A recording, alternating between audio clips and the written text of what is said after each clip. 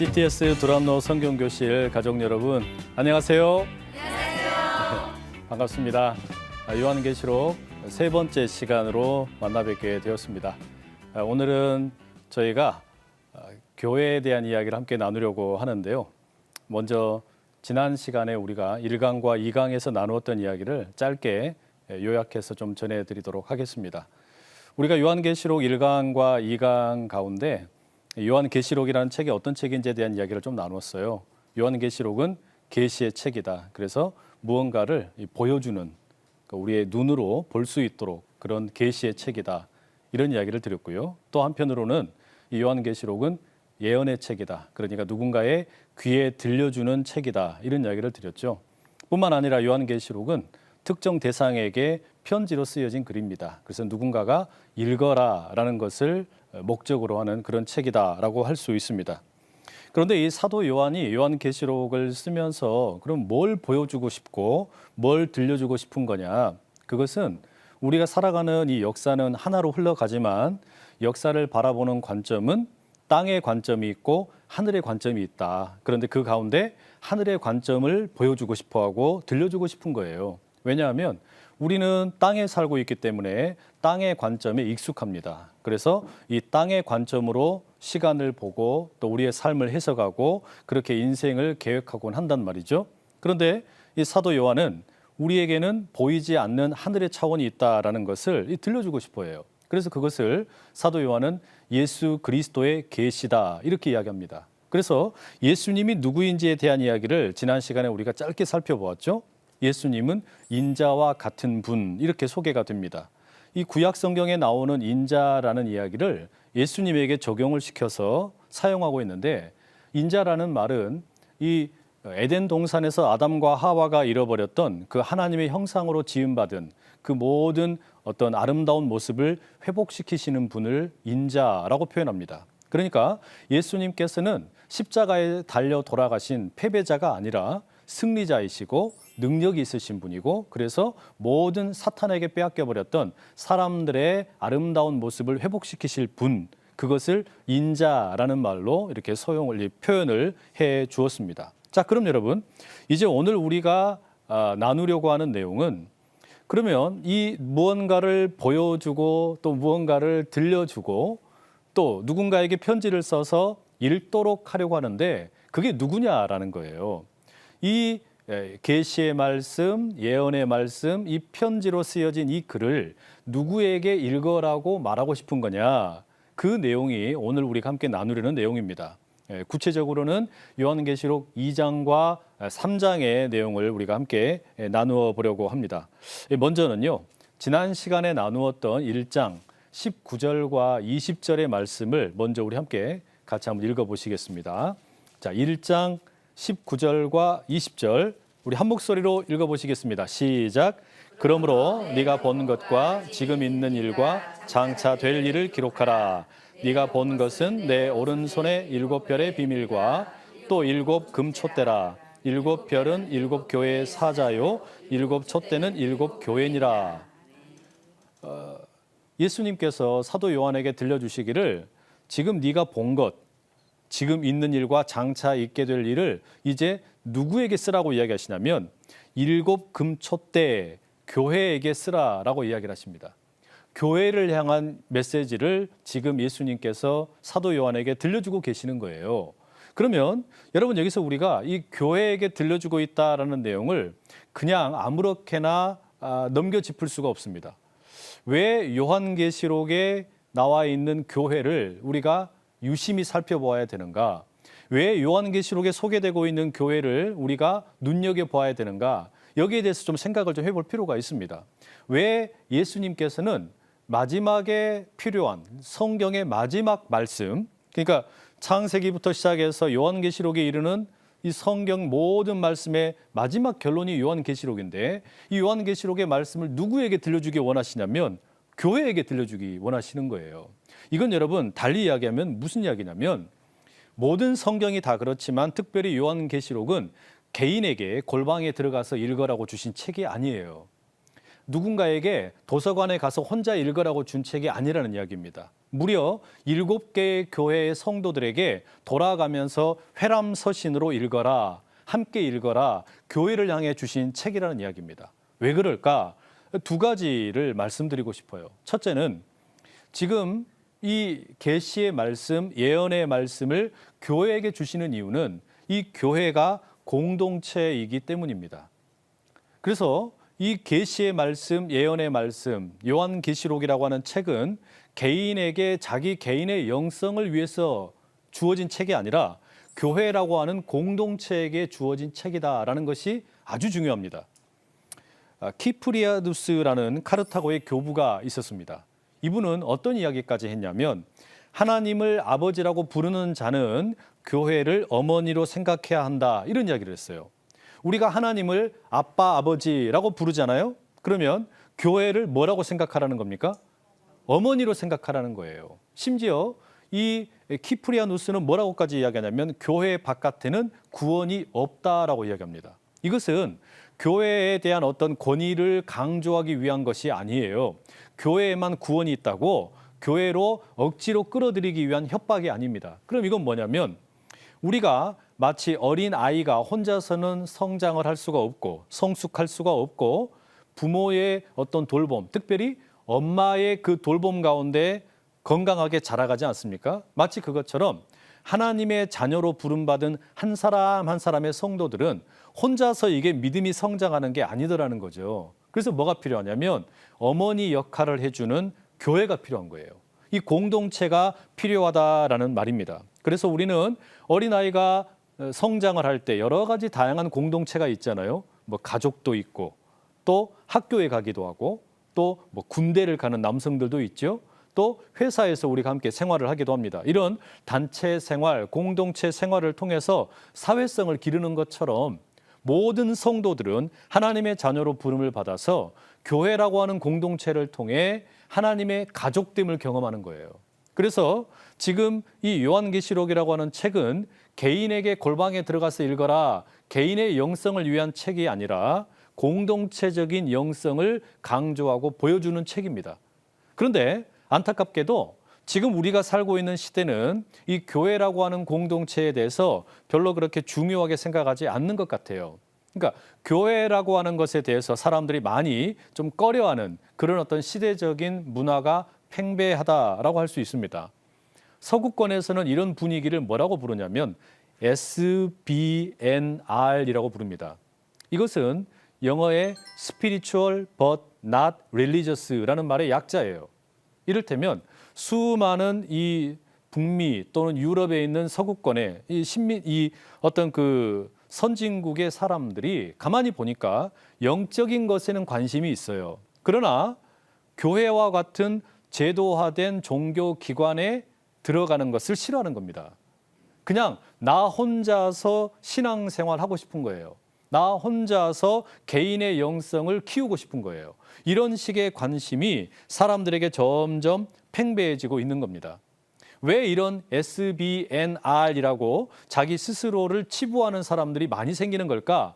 아마 다 동의를 하시겠지만 생각해 보면 교회라고 하는 공동체에 들어갔는데 자꾸 보기 싫은 김집사가 있어요. 이집사가 있어요. 막 이런 분들이 있으니까 어떻게 되는 겁니까? 교회에 가가지고 굳이 그렇게 아둥바둥하면서 신앙생활 하고 싶은 것이 그런 기분이 안 드는 겁니다. 그냥 뭐 하고 싶은 거예요? 내가 편한 대로 나 혼자서 신앙생활 하고 싶은 거예요. 교회 가가지고 저 꼴 보기 싫은 사람 보고 괜히 상처받기 싫으니까. 이런 이유 때문에 많은 사람들이 어떻게 합니까? 요즘에 인터넷에 뭐 설교가 얼마나 많습니까? 좋은 찬양은 또 얼마나 많습니까? 그러니까 그냥 집에서 소파에 편하게 기대어가지고 그냥 인터넷에서 내가 원하는 목사님 설교 들으면 되고 그냥 내가 좋아하는 음악 뭐 그냥 스트리밍 프로그램으로 들으면 되고 헌금할 필요 없고 봉사할 필요도 없고 얼마나 좋아요. 그러니까 그냥 이렇게 편안하게 신앙생활하는 거 괜찮아 보입니다. 하지만 분명히 기억할 건 뭐냐? 요한계시록뿐만 아니라 66권 모든 성경은 엄밀한 의미에서 개인적인 성경의 내용은 정말 극히 일부분입니다. 모든 성경은 공동체에게 주어진 성경이에요. 그것은 우리 개인의 영성이 성장하기 위해서는 어머니 역할을 하는 교회라는 공동체가 꼭 필요하기 때문이란 말이죠. 그래서 성경의 마지막 말씀 요한계시록 역시 교회를 향한 말씀입니다. 그것도 무려 7개의 교회를 보여주고 있다는 이야기예요. 이걸 꼭 잊지 마시기를 바랍니다. 두 번째, 또 하나 이유가 있어요. 왜 우리가 초대교회의 모습이라고 할 수 있는 이 요한계시록에 나오는 교회들을 주목할 필요가 있을까? 이것은 오늘 우리 한국 교회, 한국 사회의 모습과 어떤 그 관련이 있다라고 말할 수 있습니다. 성도의 숫자가 줄어들지요. 그리고 사회가 교회를 바라보는 시선이 꽤나 따갑고 부정적인 게 꽤 많습니다. 그러면 이제 교회에게 필요한 건 뭐냐면 적대적인 환경에서 어떻게 우리가 살아야 할까? 초대교회는 하나같이 늘 고난이 있었고 핍박이 있었어요. 한 사회의 소수였다는 이야기예요. 그만큼 어려운 가운데 이 성도들이 믿음으로 살아가기를 애쓰고 애썼다는 이야기입니다. 그래서 이제 한국 교회가 지금 본받아야 할 모델이 어쩌면 그런 이 요한계시록에 나오고 있는 소아시아의 7교회 같은 소수로 살아가지만 그 소수 가운데서 하나님의 나라를 세워가는 교회는 어떤 것일까? 이걸 여러분 우리가 본받을 필요가 있다는 이야기예요. 그런 것을 어떤 학자들은 이제 많이 연구를 하고 있습니다. 그중에 대표적인 학자가 이 스탠리 하워와스와 같은 분이에요. 이분은 뭐라 그러냐면 이제 성도들, 이 교회는 뭐 하는 곳이냐? 하나님의 나그네 된 백성이라고 말합니다. 여러분, 나그네라는 것은 자기 집이 없는 거잖아요. 손님으로 와 있는 거잖아요. 나그네로 살아가는 것이 교회의 정체성이라는 거예요. 그러니까 나그네로 살아가는 가운데 우리가 어떻게 살아야 되느냐? 이것이 교회가 앞으로 헤쳐나가야 될 어떤 운명이다. 이렇게 이야기하는 겁니다. 이게 꽤나 의미가 있다는 생각이 들어요. 그래서 이제 우리에게 필요한 교회의 모델은 처치 트라이엄펀트, 그러니까 승리하는 교회의 모델이 아니라 처치 밀리턴트, 지금 싸우고 있는 교회, 말하자면 죄악과 싸우고 사탄과 싸우는 이런 교회의 모델이 필요하다는 이야기예요. 우리가 그렇게 초대교회의 야성을 이제 이 2장과 3장에 7개의 교회가 나오게 되는데 이 7개 교회를 하나하나 오늘 좀 살펴보려고 그래요. 오늘 3강에서 한 2개 정도 살펴보고 또 이제 4강에서 나머지 교회들을 좀 살펴보려고 하는데요. 이 7개의 교회는 참 독특하고도 여러 가지 다양한 모습을 보여줍니다. 각각의 교회가 다 달라요. 말하자면 오늘 우리가 살고 있는 이 시대에도 교회가 다 다르지 않습니까? 교회가 뭐 농촌 교회가 있고 도시 교회가 있고 어촌 교회도 있고 또 큰 교회도 있고 작은 교회도 있고 또 어떤 교회는 어디 뭐 이렇게 그냥 그 어떤 그 부자 교회가 있고 또 어떤 교회는 아주 가난한 교회도 있고 이런 것처럼 이 7개의 교회의 모습을 하나하나 뜯어놓고 보면 그런 다양한 교회의 모습들을 우리가 찾아볼 수가 있어요. 그래서 이 교회에 대해서 우리가 들여다보면 들여다볼수록 초대 교회에도 교회가 이렇게 다양했구나. 교회가 하나의 모습이 아니었구나. 다양한 지역에서 다양한 모습으로 성도들이 예수님을 믿고 섬겼구나. 이걸 우리가 알 수가 있어요. 그래서 바로 그런 각각의 다양한 모습 가운데 우리가 처한 위치가 어디쯤인지 찾아볼 수도 있겠고 거기에서 우리가 이 어려운 시대 가운데 성도로 살아간다는 것이 교회로 우리가 모인다는 것이 어떤 것인지를 참 많이 배울 수가 있게 됩니다. 자, 여러분, 그러면 이제 7개 교회를 살펴보려고 그러는데 한번 저를 따라해 보시죠. 에서버두사빌라.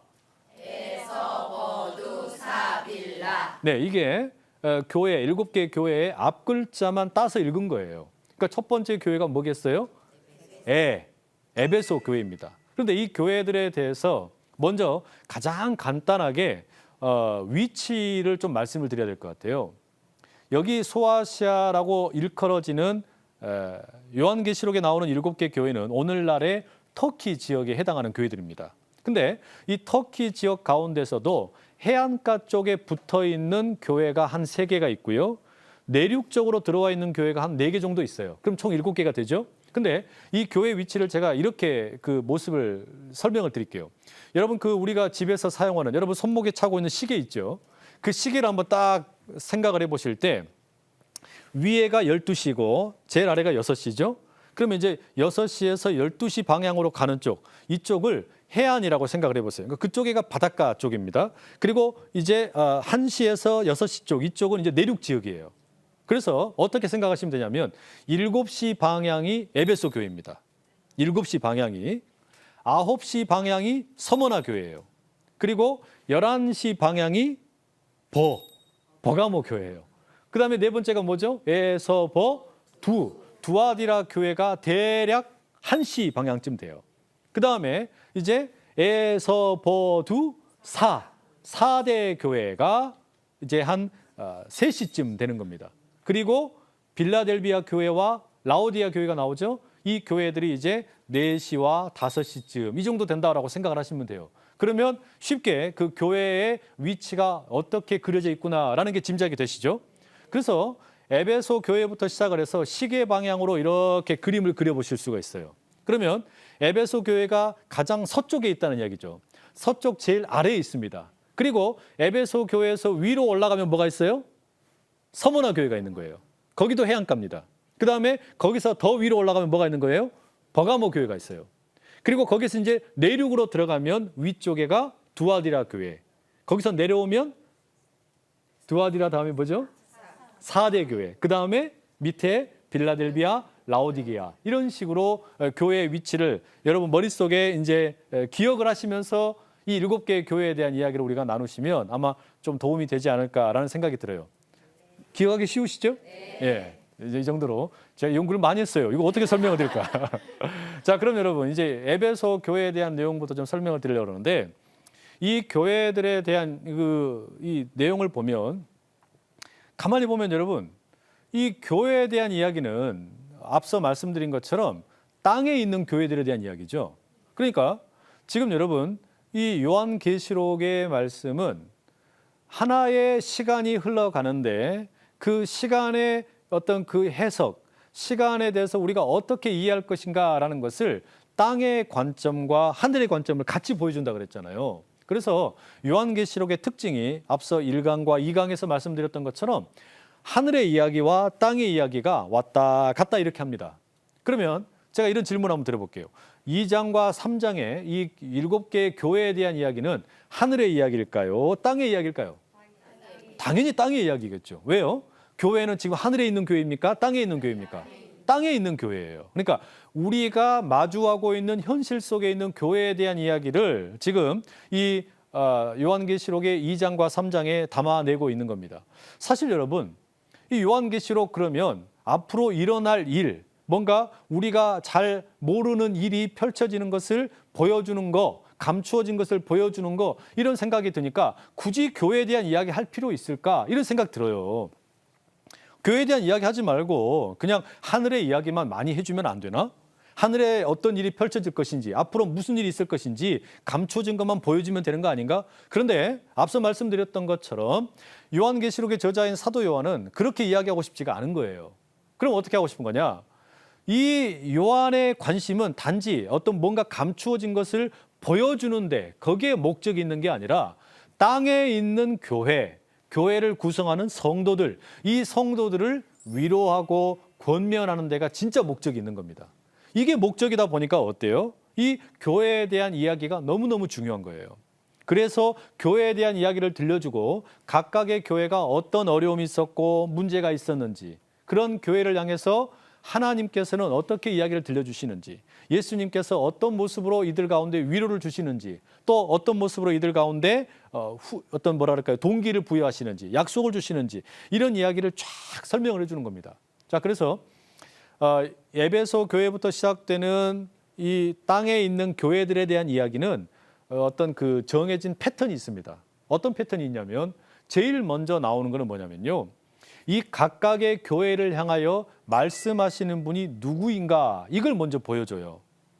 그러니까 이 각각의 교회를 향하여 말씀하시는 분은 한 분이죠.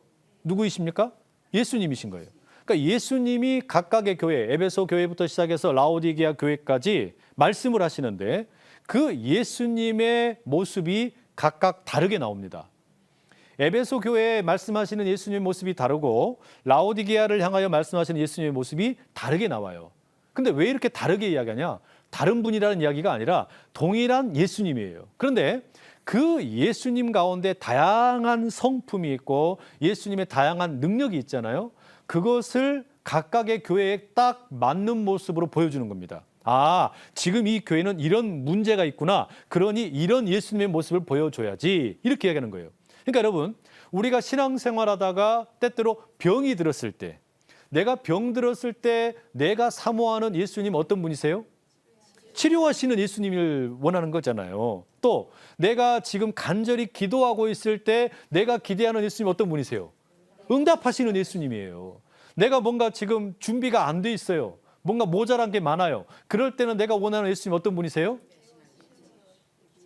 그렇죠. 준비해 주시는 여호와 이레의 하나님, 그런 예수님이잖아요. 그러니까 그런 각각의 우리의 삶에 꼭 필요한 예수님을 만나기 원하는 것처럼 지금 이 예수님께서 각각의 7개 교회 하나하나의 말씀을 하시는데 이 교회들에게 딱 맞는 모습으로 나타나시는 거예요. 그게 첫 번째 모습이에요. 그 다음에 두 번째 어떤 이야기가 나오냐? 그 다음에 두 번째 나오는 모습은 각각의 교회가 잘하고 있는 것을 들려줍니다. 그러니까 모든 교회는 다 잘하고 있는 것이 있죠. 그죠? 그러니까 교회가 지금 뭘 잘하고 있는가? 잘하고 있는 것에 대해서 칭찬을 해줍니다. 그래서 여러분, 예수님께서 각각의 교회를 향해서 잘하고 있는 것을 칭찬하신다. 이건 여러분, 교회가 서로가 서로를 칭찬하는 곳이라는 것을 확인한다는 말이에요. 그러니까 교회는 여러분, 무엇보다 뭐 하는 곳이냐면 예수님께서 우리에게 야, 너 이거 참 잘하고 있다 칭찬해 주시는 것처럼 서로가 서로에게 뭐가 되어야 되는 거냐면 말씀으로 사는 것을 내가 지금 잘하고 있을 때 이것이 맞는 거구나, 이것을 확인받는 곳이 교회예요. 교회에 우리가 모이는 이유가 뭐냐면 우리는 교회에 모여서 내가 지금 이렇게 믿음으로 살면서 열심히 노력하는 것이 맞는 거구나, 이걸 확인받는 곳, 칭찬받는 곳, 이게 교회라는 이야기예요. 그다음에 두 번째, 이 교회에 대한 모습 가운데 나오는 이야기는 뭐냐면 책망이 있습니다. 그건 뭐냐면 이 교회를 가만히 보니까 교회가 잘하는 것도 있지만 또 어떤 것도 있는 거예요? 조금 아쉬운 게 있는 거예요. 못하는 것도 있는 거예요. 거기에 대한 내용도 빠짐없이 나옵니다. 그러면 이건 뭘 말하는 걸까요? 예수님께서 그렇게 어떤 뭔가 잘 못하고 있는 내용에 대해서 분명히 이야기를 하시거든요. 그러면 이거는 뭘 이야기하는 거냐면 우리가 몸담고 있는 교회는 우리 각자가 내가 지금 믿음으로 살아갈 때 잘하는 것은 확인을 받지만 내가 믿음으로부터 뭔가 좀 이탈하고 있는 것 같다라고 생각될 때는 어떻게 돼요? 따끔하게 그것을 돌이킬 수 있도록 책망을 받는 것이에요. 내가 지금 그러니까 뭔가 잘못된 길을 가고 있다라고 생각될 때에는 그것을 지적해 주는 것이 교회란 이야기예요. 교회에는 이 두 가지가 함께 있습니다. 내가 믿음으로 잘 걸어가고 있을 때 칭찬을 해주는 것, 또 내가 믿음으로 제대로 걸어가지 못하고 이탈하고 있는 것처럼 보일 때 그것을 지적해 주는 것, 이게 교회예요. 그리고 또 하나 예수님께서 각각의 교회에 들려주시는 또 하나의 특징이 있어요. 그건 뭐냐면 약속입니다. 칭찬을 하셨어요. 그리고 뭔가 지금 조금 부족한 것에 대해서 질책, 책망을 하십니다. 그리고 마지막에 나오는 게 뭐냐면 약속이에요. 이 약속을 주시는 이유는 뭐냐면 지금 조금 부족한 것은 어떻게 하라는 겁니까? 열심히 노력해서 더 잘해보자. 그리고 지금 잘하고 있는 것을 어떻게 하라는 거예요? 앞으로도 더 잘하자. 이런 의미를 담고 있는 거예요. 그래서 이 약속이라고 하는 것을 줌으로 인해서 뭐 하는 거냐면 교회가 믿음으로 계속해서 살아갈 수 있는 동기를 부여하는 겁니다. 이게 여러분 그러니까 우리가 자녀들을 양육할 때도 이렇게 하잖아요. 예를 들어서 자녀가 그 중간고사 또는 기말고사 시험을 보고 왔는데 성적표를 가지고 왔어요. 보니까 막 100점, 100점, 100점, 100점, 하나 95점 이렇게 왔어요. 그런데 어머니들 또 우리 그 부모님들 어떻게 반응할 때가 많아요. 야, 너 왜 다 100점인데 이것만 이렇게 95점이야? 이렇게 이야기하면 돼요, 안 돼요? 그럼 아이가 벌써 그냥 기분이 잡쳐버리잖아요. 기분이 나쁘단 말이에요. 그래서 어떻게 해줘야 되는 겁니까? 야, 너 너무 잘했다. 너무 잘했다. 열심히 공부하고 노력하더니 성적 잘 받았네. 칭찬해줘야 되잖아요. 그리고 혹시 좀 모자란 성적이 나온 게 있으면 어떻게 하는 거예요? 이건 왜 이렇게 됐니? 물어보기도 하고. 그러면서 그러면 이거 우리가 앞으로 조금 더 잘하기 위해서 뭐 할까? 이렇게 아이에게 제시를 해줘야 아이가 편안하게 받아들이지 않겠어요? 그죠? 그게 그러니까 우리가 뭐 자녀를 양육할 때이든지 교회에서 성도들끼리 함께 신앙의 공동체를 세워갈 때이든지 이건 언제나 똑같은 어떤 뭐랄까요? 어떤 그 믿음의 모습이에요. 신앙의 어떤 그 교육 방법이기도 한 겁니다. 교회는 이처럼 내가 지금 머물고 있는 이 교회에 우리 예수님이 먼저 보여야 돼요. 그 다음에 그 예수님의 음성이 들리는데 칭찬과 훈계와 약속이 함께 있는 곳이 교회란 이야기예요. 이게 교회예요, 여러분. 이게 교회. 우리가 교회로 모인다라는 것은 이걸 경험하는 겁니다. 그런데 가만히 보세요, 여러분. 왜 성도가 교회를 갔는데 좀 뭔가 이렇게 언짢고 기분이 나쁠까요? 왜 그럴까요? 칭찬은 없고 책망만 하는 거예요. 내가 교회를 열심히 다니려고 시작을 했는데 예를 들어서 어떤 남성분이 이제 예수님을 막 믿기 시작을 했어요. 그런데 이분이 본래 뭐 좀 이 구름 과자도 좀 많이 드시고 또 이렇게 알코올 알딸딸 하신 것도 좀 드시고 하셨단 말이에요. 이거를 그런데 처음부터 딱 끊고 가시기가 어렵잖아요. 그러면 그런 분들한테는 어떻게 해야 되는 겁니까? 오신 것만 해도 잘하셨습니다. 칭찬을 해줘야 되잖아요. 그런데 그렇게 하는 게 아니라 오자마자 뭐라 그러냐면은 어디서 이상하게 담배 냄새가 난다. 이래버리면 어떻게 되는 겁니까? 벌써 그냥 기분이 나쁘죠. 그러면은 교회는 내가 뭔가를 잘못하는 것을 맨날 혼내기만 하는 곳이다. 이런 인식이 딱 박혀버리잖아요. 그런데 이 예수님께서 교회를 향하여 들려주시는 말씀을 가만히 보면 제일 먼저 뭐가 나와요? 칭찬이 나와요. 칭찬. 제일 먼저 칭찬이 나오는 거예요. 야, 당신 이거 정말 잘했다. 그 다음에 뭐 하는 거예요? 모자란 부분에 대해서 지적을 해주는 거예요. 그리고 약속을 주는 거예요. 근데 이 지적된, 말하자면 좀 모자란 것을 조금만 더 채우면 이야, 진짜 멋있게 쓰임 받겠다. 이게 여러분 하나님이 기뻐하시는 믿음의 공동체, 이 교회가 가져야 할 속성이라는 겁니다. 또 하나만 말씀을 드릴게요. 이제 에베소 교회에 대한 이야기를 시작하기 전에 이 교회 전체에 대한 이야기를 우리가 함께 정리하는 게 필요한데, 제일 먼저 여러분 각각의 교회에 예수님에 대한 이야기가 나온다 그랬잖아요. 예수님의 모습이 다양하게 나오는데 이건 뭐냐면 우리가 뭐 에베소 교회, 서머나 교회, 버가모 교회 이런 각각의 교회들은 어떤 그 지역에 있는 모든 교회들을 가리키는 표현입니다. 에베소 교회에 그랬을 때 그 에베소 지역에 살고 있는 모든 성도들, 이들을 다 함께 어우러서 뭐라고 불러요? 에베소 교회라고 부른 거예요. 그러니까 어떤 에베소 지역에 있는 교회 하나 건물을 가리켜서 교회라 그런 게 아니라 성도들의 모임을 교회라고 불렀어요. 그러니까 그 교회에는 다양한 사람들이 모여 있었겠죠. 어떤 분은 고기를 잡고, 또 어떤 분은 관공서에서 일을 하고, 어떤 분은 군인으로, 또 어떤 분은 선생님으로, 이렇게 다양한 직업군의 사람들이 있고, 또 어떤 분들은 피부색이 다르기도 했어요. 어떤 분은 하얀 분이 있고, 어떤 분은 시꺼먼 분이 있고, 또 어떤 분은 아주 몸이 약한 분도 있고 몸이 강한 분도 있고, 어떤 분은 돈이 아주 많은 분도 있고 돈이 하나도 없는 분도 있고, 어떤 분은 지금 아주 막 잘 나가는 분도 있고, 또 어떤 분은 사는 것이 너무 힘들어서 좌절하는 분도 있고, 이렇게 다양한 분들이 있는데 이 모든 분들이 모여서 뭐가 이루어집니까? 교회가 되는 거예요. 그런데 이 교회의 다양한 사람들을 하나로 묶어주는 게 뭐냐? 그게 뭘까요? 그게 예수님이에요. 그게 예수님이에요. 예수님을 제일 먼저 들려주는 이유가 거기에 있습니다. 우리가 몸담고 있는 교회를 가만히 상상을 해보세요. 어디에 있는 교회이든지 똑같은 사람들이 모여 있는 곳은 없습니다. 아무리 같은 지역에 살고 있어도 다양한 사람들이 함께 산단 말이에요. 제가 살아가고 있는 안산 지역이라고 하면은 심지어 다른 나라에서 이주해 와서 살고 있는 다문화 가정이 참 많아요. 외국인 노동자들이 많단 말이에요. 그러니까 교회 가운데 아주 국제적인 교회입니다. 그래서 뭐 피부 색깔 다른 분, 언어가 다른 분, 이런 분들이 막 그냥 함께 모여서 예배를 드려요. 그러니까 이렇게 또 장애가 있는 분들도 많이 있어요. 몸이 불편한 분들이 있단 말이에요. 그런데 그렇게 몸이 불편한 분이든 언어가 다른 분이든 피부 색깔이 다른 분이든 나라가 다른 분들이든 다 뭐가 되는 거냐? 교회 안에서 하나가 돼요. 통일이 된다는 이야기예요. 뭘로 통일되냐? 어떤 나라로 통일되는 게 아니고요. 언어로 통일되는 게 아니고요. 어떤 소득 수준으로 통일되는 게 아니고요. 피부 색깔로 통일되는 게 아니고요. 딱 하나밖에 없습니다. 그게 뭐예요? 예수님입니다. 예수님. 우리 교회가 하나로 통일되는 것은 오로지 예수님밖에 없어요. 정치적인 입장으로도 통일 안 됩니다. 소득 수준으로도 통일 절대 안 됩니다. 교육 수준으로 통일 안 됩니다. 되는 방법이 없어요. 딱 하나밖에 없어요. 예수님. 그래서 저는 어떤 생각이 드냐면 우리 남한과 북한을 통일을 위해서 가장 중요한 게 뭐냐? 뭐 우리가 정치적인 수준, 소득 수준, 사회적인 수준 이런 것을 비등하게 맞춰주는 것도 필요하지만 제일 중요한 게 뭐냐면 저들에게도 복음이 들어가야 돼요. 그래서 이 북한에 계신 분들도 지하에 있는 성도분들도 예수님을 알게 되면 그때 뭐가 생겨나는 거냐면 영적인 교통이 생기는 거예요.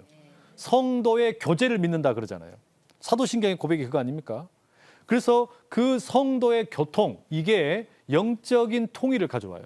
그러면 지금 막혀있는 남한과 북한이 막 뚫린다는 이야기예요. 꿈꿀만 하지 않습니까? 네. 자, 그러면 이제 에베소 교회에 대한 이야기, 지금까지 아주 장황하게 서론에 대한 이야기, 교회가 왜 중요한지에 대한 이야기를 나눴고 이제 에베소 교회에 대한 이야기를 함께 나누도록 하겠습니다. 자, 2장 1절의 말씀 우리 앉아 계신 우리 성도님들께서 한번 읽어주시죠. 2장 1절입니다. 시작. 에베소 교회 사자에게 편지하기를 오른손에 일곱 뼈를 붙잡고 일곱은 촛대 사이에 다니시는 이가 가라사대. 예, 자 에베소 교회에 대한 말씀이 들려집니다.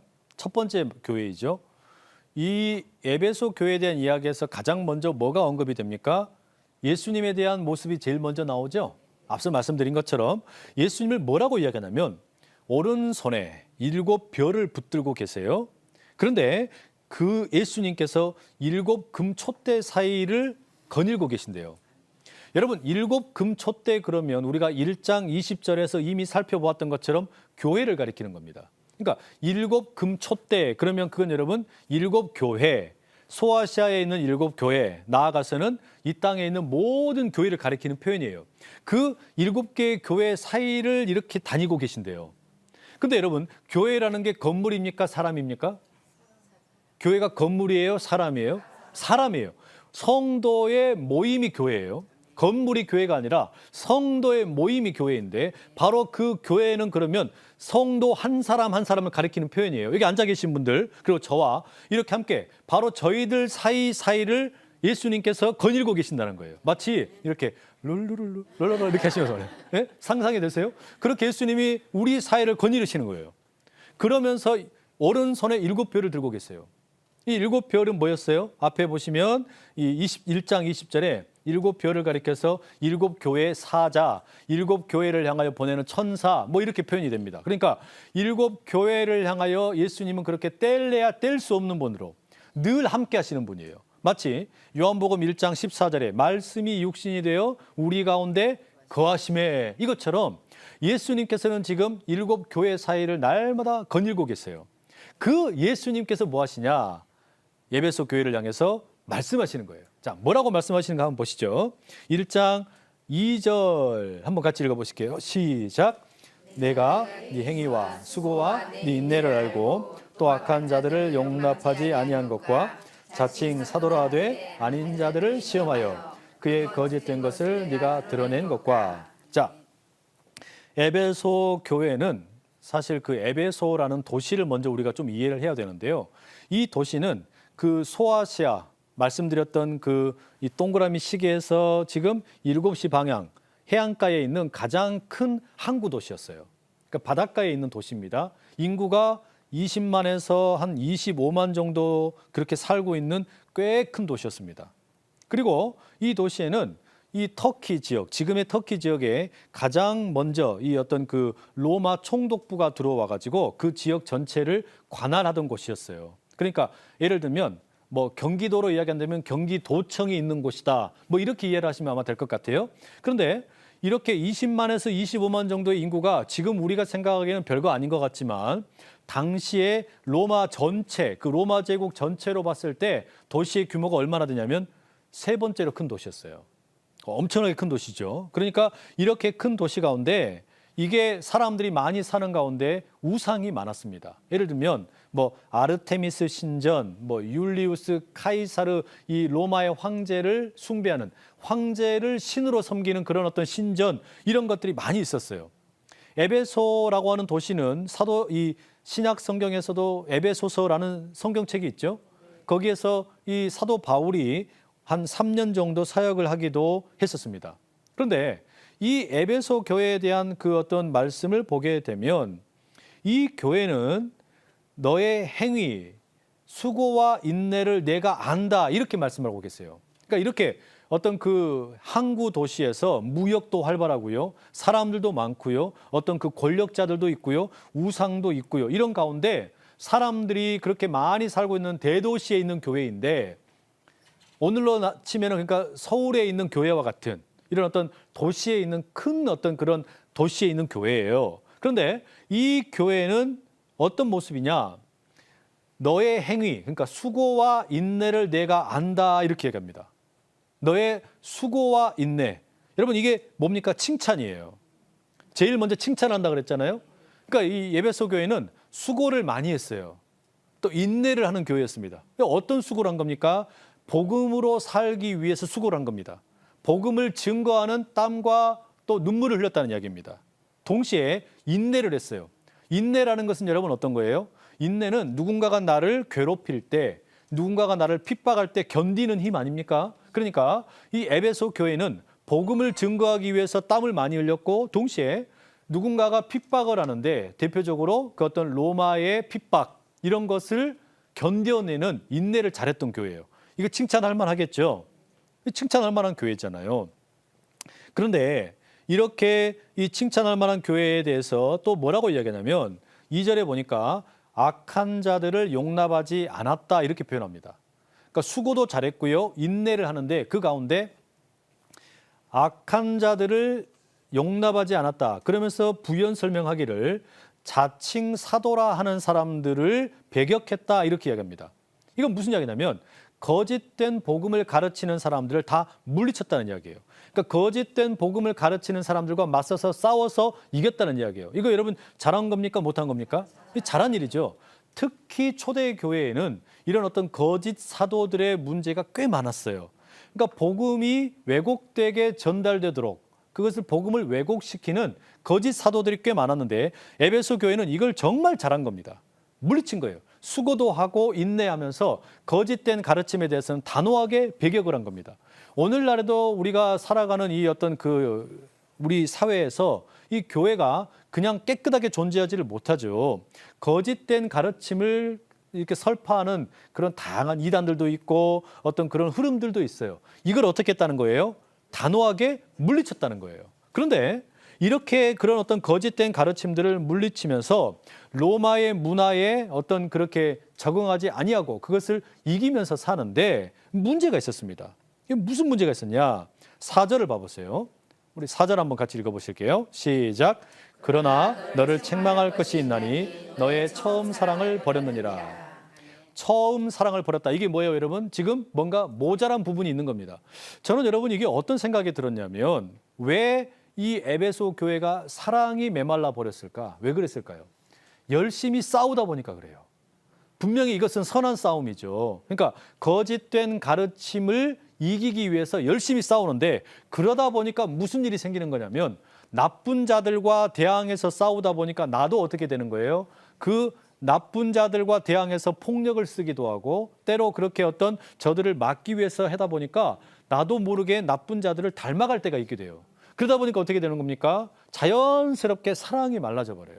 그러니까 여러분 우리가 교회가 분쟁이 있다 이렇게 되면 어때요? 그것이 처음에는 진리를 위한 싸움인 것처럼 보였고 정의를 회복하기 위한 싸움이었는데 교회가 어떤 그런 분쟁이나 문제가 생기면 결국 어떻게 돼버리냐면 교회 공동체 안에 사랑이 메말라져 버려요.